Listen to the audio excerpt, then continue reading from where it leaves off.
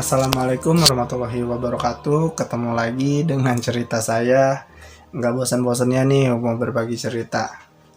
Ya biar enak juga kan kita cerita. Maksudnya biar lega gitu. Oke, sekarang saya akan menceritakan pengalaman saya yang benar-benar akhirnya terrealisasi untuk membantu orang. Nah, waktu itu saya udah lulus SMA. Saya kuliah di universitas di Kota Bogor juga, yang cukup terkenal untuk orang Bogor terutama. eh di situ saya mulai mempelajari, maksudnya mulai sedikit menerima, tapi gimana ya, dalam hati saya itu sebenarnya kayak kurang menerima, tapi saya yang soalnya gini, si yang ngikutin saya ini walaupun saya nggak nerima, saya menolak seperti apa, tetap aja saya bisa gitu. Jadi kayak nggak bisa diusir, ya udah akhirnya saya yang ya udah, tapi masing-masing, yang penting nggak saling mengganggu. Kamu kamu, saya lu gue gitu. Nah, sekarang saya mau ceritain nih pengalaman saya pas saya udah lulus SMA. Waktu itu saya kuliah semester 1, saya eh biasalah kuliah kayak orang biasanya gitu, kuliah pulang sore. Terus saya sama kakak saya diajakin ke orang yang bisa. Nah, orang yang bisa ini masih daerah Bogor juga, dan saya ikut kakak saya waktu itu malam hari. Dibilang ini orang bisanya ini banyak nih tamunya, orangnya itu banyak lah yang minta tolong ke dia. Terus pas saya lihat-lihat, oh kok kayak kenal nih tempat nih, kayak rumah teman SMP. Nggak taunya bener, ternyata dia itu bapaknya teman saya. Bukan teman sih sebenarnya, cuma satu sekolah kenal tapi bukan teman. Ya akhirnya kan ya jadi ya udahlah, udah kenal gitu. Oke, udah gitu saya di situ mulai diarahin. Ternyata yang ikutin saya itu bukan hanya ada dua yang dikasih tahu ya. Yang pertama itu si itu yang wujudnya jin pocong laki-laki itu. Yang kedua itu ada nenek-nenek. Nah, ternyata kata kata beliau, saya ini bisa untuk menolong orang yang sedang dalam kayak sakit gitu, sedang dalam kondisi drop, katanya mah kayak gitu ya. Misalnya kayak yang diurut atau ngobatin orang kesurupan kayak gitu. Awalnya saya ngerasa yang gimana caranya, orang nggak ngerti kok gimana caranya bisa kayak gitu, kan nggak mungkin kalau nggak tahu caranya gitu.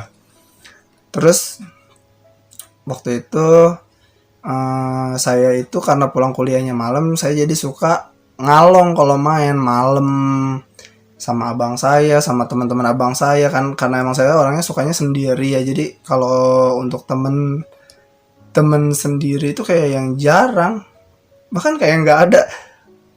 Karena yang aneh, mungkin kepribadian saya juga jadi yang aneh ya. Maksudnya kayak yang lebih senang sendiri aja. Bahkan saya pernah loh main ke Jakarta itu sendiri, cuman buat jalan-jalan doang, nggak sama temen, tapi ngerasa kayak ada temen aja gitu. Nah, setelah saya kenal sama orang yang bisa ini, saya dikasih tahu caranya ngeliat gitu ya. Terus saya dikasih metode untuk melihat makhluk yang ada di belakang saya. Saya awalnya yang emang bisa gitu. Akhirnya dikasih tahu tuh caranya, harus pakai ini, harus kayak gini, harus kayak gini, harus kayak gini. Waktu itu saya prakteknya sama kakak saya. Kebetulan di rumah nenek saya lagi, karena emang rumah nenek saya itu posisinya enak deh pokoknya, dia tuh pinggir jalan, gampang aksesnya. Dan kalau harus pulang ke rumah saya, waktu itu saya nggak naik kendaraan bermotor, jadi saya harus turun naik angkot dan jalan kaki jauh banget. Akhirnya ya saya tinggal di nenek saya waktu itu pas kuliah. Nah, terus saya itu nyoba tuh apa yang dikasih tahu sama gurunya kakak saya ini. Malam-malam sama kakak saya juga saya nyobanya. Nah, terus pas saya lakuin itu, tiba-tiba semuanya kayak hening banget. Saya coba, kan ada metodenya itu kayak tutup mata gitu ya. Terus saya tutup mata, saya baca-baca seperti yang diperintahkan. Pas saya buka mata pelan-pelan, jadi di depan saya itu ini posisinya gelap, terus ada lilin, depan saya itu kaca. Saya tengok ke kanan, saya tengok ke kiri pelan-pelan. Saya juga takutnya ada yang aneh. Pas saya pelan-pelan nggak nengok, apa sih kayak matahin kepala gitu, nempelin kepala ke bahu. Di belakang saya itu ada perempuan. Tapi perempuannya itu nggak ada matanya. Saya disuruh langsung kaget, saya takut.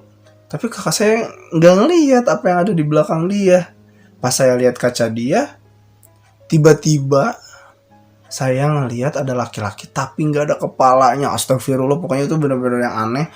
Akhirnya udah dan lilinnya tiup, lampunya nyalain. Udah deg-degan banget, udah berdebar-debar, ini udah ada, udah dudu, pokoknya udah gak karuan, udah keringetan, udah kayak orang yang mandi gitu lagi. Tapi kakak saya masih penasaran, akhirnya dicoba lagi tuh, matiin lampunya, nyalain lilinnya, nyoba lagi merem, dibaca lagi yang disuruh, hening lagi, saya buka mata lagi ya, pokoknya saya ngulang lagi kayak gitu. Pas saya lihat, ternyata saya ngelihat ada cewek mulutnya kayak keluar api. Saya udah deh, nggak usah ngeliat kayak gini lagi. Ih, gue masih nggak bisa ngeliat nih, gue pengen lihat, kata abang saya gitu. Terus akhirnya pas saya lihat lewat kaca dia, kan kalau saya pakai kaca kayak kaca buat dandan ya, jadi kacanya gede. Kalau abang saya pakai kaca spion. Nah pas saya lihat kaca spionnya muter, bener-bener muter. Itu bener-bener udahan. Akhirnya saya bener-bener udahan, nggak ngeliat lagi. Nah dari situ saya mulai ngerti, wah bahaya nih di belakang kayak gini. Pas saya tanya ke guru kakak saya, ternyata yang ngikutin saya itu emang perempuan. Selain si yang pocong laki-laki itu, ada juga nenek-nenek yang buat ngobatin katanya. Nah setelah itu saya mulai, ya udahlah kalau emang nggak bisa dikeluarin, tapi jangan mengganggu. Nah mulai aneh tuh. Terus saya sama kakak saya waktu itu malam ada orang kesurupan di daerah teman kakak saya di daerah Cilebut. Terus saya tolongin, saya datang, saya tanya, orangnya kasihan banget, pokoknya itu tuh perempuan, dia kesurupan dari sore. Itu waktu itu saya ngobatin dia tuh udah jam 11 sampai jam 10 malam, pokoknya udah malam banget. Karena emang kan saya juga pulang kuliah ya, jadi nggak bisa dari sore. Terus saya tanya kenapa, katanya si perempuan ini nyuci baju di kali, terus di kali itu ada batunya itu kepala jin katanya ya, kepala jinnya bentuknya ular. Jadi si perempuan, namanya orang nggak ngelihat ya, nggak ngelihat jin. Nah si perempuan itu nginjek kepalanya katanya. Akhirnya si jinnya marah, akhirnya masuk ke badan dia, ngomonglah macem-macem. Saya coba buat ngobatin. Waktu itu saya ngobatin perempuan itu bener-bener susah, yang kesurupannya parah, yang ngobatinnya udah banyak, tapi luar biasa deh pokoknya. Nah saya ngobatin tuh, si jin itu bener-bener suka nipu aja, jadi dia diam. Akhirnya orang-orang pada nyangka dia udah keluar. Pas si orang-orang ini nanya, ini ya, kamu ini ya? Terus dia bilang iya saya ini, kenapa? Nah tapi saya di situ curiga. Tiba-tiba ya dalam hati ini bilang enggak, ini masih kesurupan, belum normal. Terus saya pas yang lainnya udah pada biasa, saya bilang ke kakak saya, ini belum selesai, ini masih kesurupan. Masa masih kesurupan? Iya ini masih kesurupan, ini orang masih kesurupan. Akhirnya saya pegang kakinya, dia teriak jadi lagi. Dan akhirnya bener-bener yang kelabut lagi, diem lagi si jinnya itu. Bener dah, kakak saya udah mulai lelah. Saya banyak kan waktu itu, saya sama kakak saya, kakak sepupu saya sama om saya, termasuk temen abang saya yang tetangganya dianya itu yang di Cilebut. Nah terus saya dia kayak biasa lagi gitu, terus nyisir.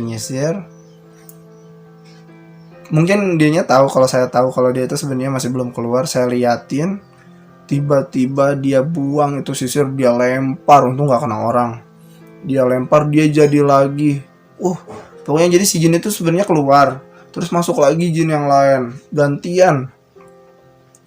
Bener-bener udah capek, udah pagi juga, sampai jam 2 apa jam 3 gitu. Akhirnya kita pulang, Karena saya juga besokannya kuliah, saya minta maaf ya mungkin belum bisa ngebantuin tapi ntar dilanjut lagi.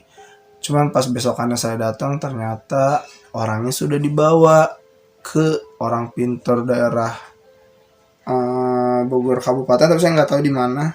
Pokoknya katanya udah dibawa ke orang pintar itu. Ya udah akhirnya saya nggak tahu nasib dari si orang yang kesurupan itu. Cuman saya kasihan aja kalau terlalu lama juga kan, kasihan ya orangnya capek, terus keluarganya juga jadi harus ngejagain terus, jadi nggak normal lah pokoknya. Orang pada datang ke rumahnya mulu jadi rame, kasihan deh pokoknya keluarganya jadi nggak bisa istirahat juga ya. Tapi emang walaupun saya nggak berhasil, cuma saya sempat ngeluarin beberapa enggak sih, bukan saya, kakak saya sempat ngeluarin beberapa. Saya hanya ngebantu melihat saja, terus ya gitulah. Intinya si masalahnya selesai, katanya si orang itu udah sembuh, cuman ya bukan kita yang ngobatinnya di terakhirnya mah. Cuman alhamdulillah. Ya itu salah satu cerita saya tentang pengalaman saya. Selanjutnya akan saya ceritakan lagi pada sesi selanjutnya. Mohon maaf apabila ada kata-kata yang tidak berkenan. Assalamualaikum warahmatullahi wabarakatuh.